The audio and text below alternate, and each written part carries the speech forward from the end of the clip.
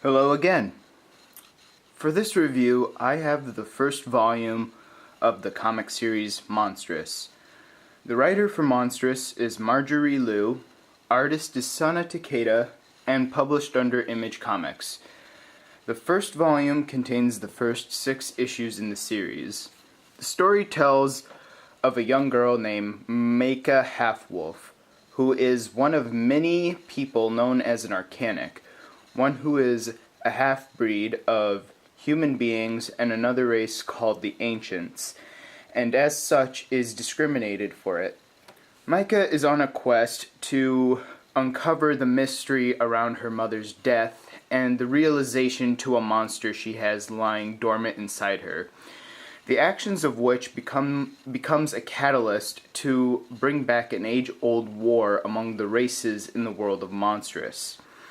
Now, just as sort of a funny story to tell you, I was trying to describe a little bit about what Monstress is about to a friend of mine, and as soon as I said, girl with a monster inside her, my friend said, so Naruto, but as a girl. And I realized, yeah, that kinda sounds like that, but as the story progresses, it kinda takes steps into its own direction, and any allusion to Naruto kind of fades away more or less. It definitely hits some of the obvious notes of, ostracized main character. Sorry about that. Ostracized main character, trying to learn about her parents. She's feisty, tough, independent, takes no bullshit, etc., etc., and at times that feels painfully so. There's even this one point in the story. Let me just flip to that page for you. There's even this one moment later on in the story where Meika and the monster that lives inside her are basically having this sort of argument over who should have control. Meika wants control over her body as well as having control of the monster's powers, and the monster wants to have control of its powers but take control of Meika's body. And the whole moment in this in that portion of the comic was painfully so much like an episode of Naruto where Naruto is in conflict with the nine-tailed fox, fighting for dominance over his body. And just with the idea that Monstress could be like Naruto but as a girl, with that idea in mind, it was almost painful to read through this this sequence. But yeah, that was the case. But what I do like most about Monstress is the world building that occurs even as the main character's story is going on. Most stories, be them from Western fiction like American comics or Eastern like Japanese manga, tend to only really introduce elements of a fictional world as it is seen fit in relevance to the main character.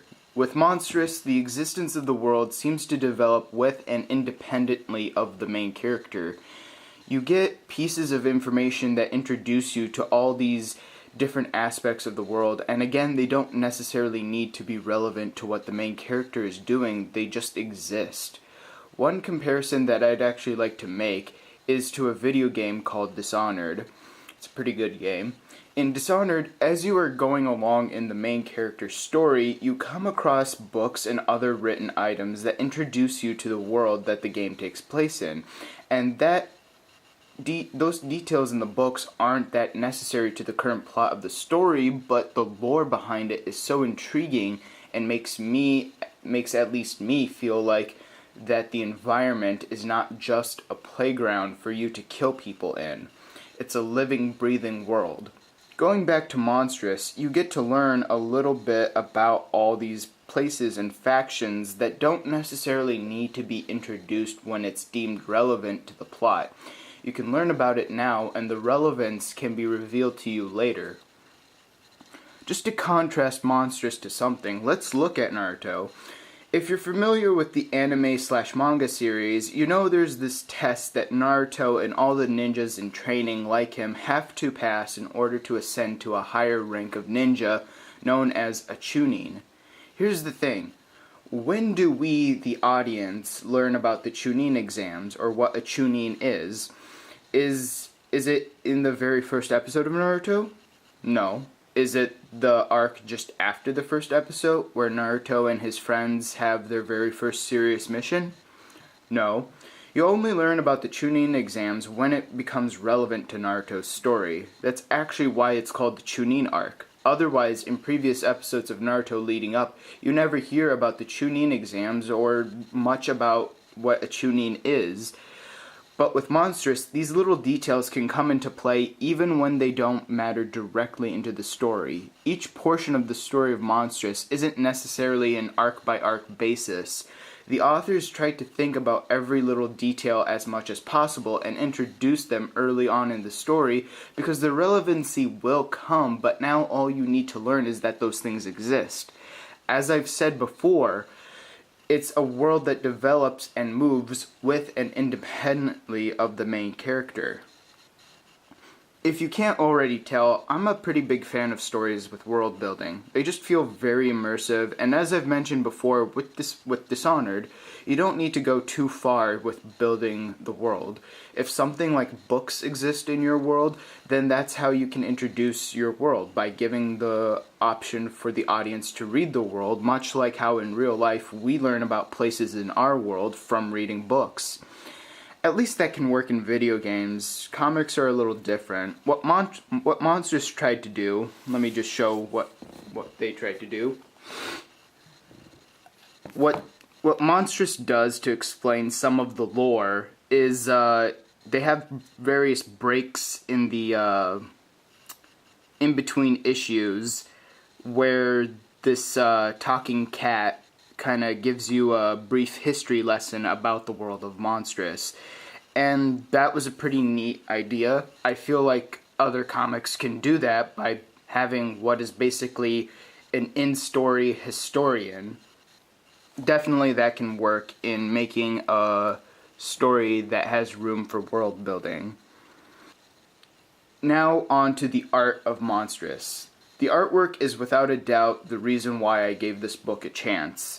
The moment I picked it off the shelf and started skimming through it, I didn't look at any specific plot elements or characterization. All I did was look at the art, and I knew I had to pick this book up. The colors feel very lush. There is certain detail in the expression of characters that I feel like other comics don't do that well of a job at capturing. And there's also a good attention. Sorry about that. There's also a good attention to depth. Like, for example, in the first issue, one of the earliest pages is there's this sort of establishing shot in this panel of the city of Zamora.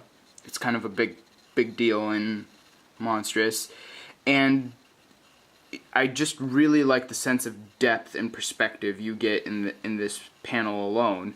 Just all the little detail in the objects that are closest to us, that are close to the edge of the panel, all the little detail you can see here, and especially, I don't know if it's mostly invisible to you guys, but also there's like cables going across buildings, and of course the like human traffic going on right here, all the business and commerce going on here. They just have a way of training your eyes to go further into the depth of the city, and you just see all these other buildings off in the distance, and I'm just kind of mesmerized by the immensity that the artist tries to put in this one moment. It's very good job with that. A personal favorite of mine in regards to artistic choices is when they have a page or 2 pages that devote to a particular moment, like this prison scene right here. Just the atmosphere, and you could say that the amount of detail comes from, yes, obviously, because they devoted entire pages to one scene. You can say that's why you get so much detail.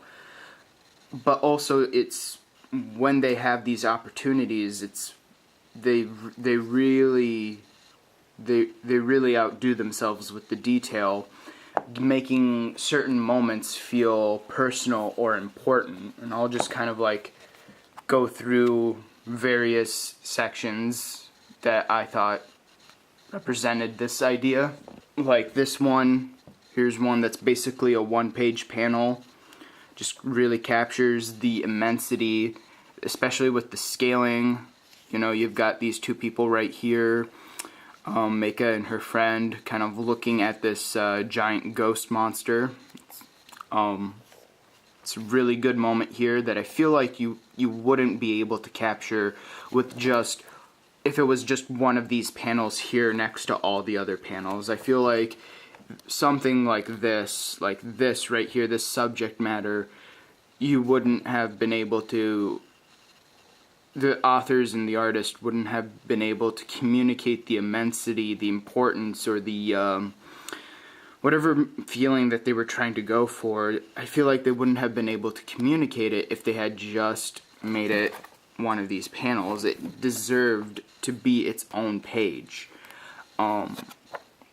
Going further, it also helps with certain plot points. Like this is a moment where the monster does get a little bit of control over Mika. It starts spilling out of her her arm, well, the arm where that's not totally there.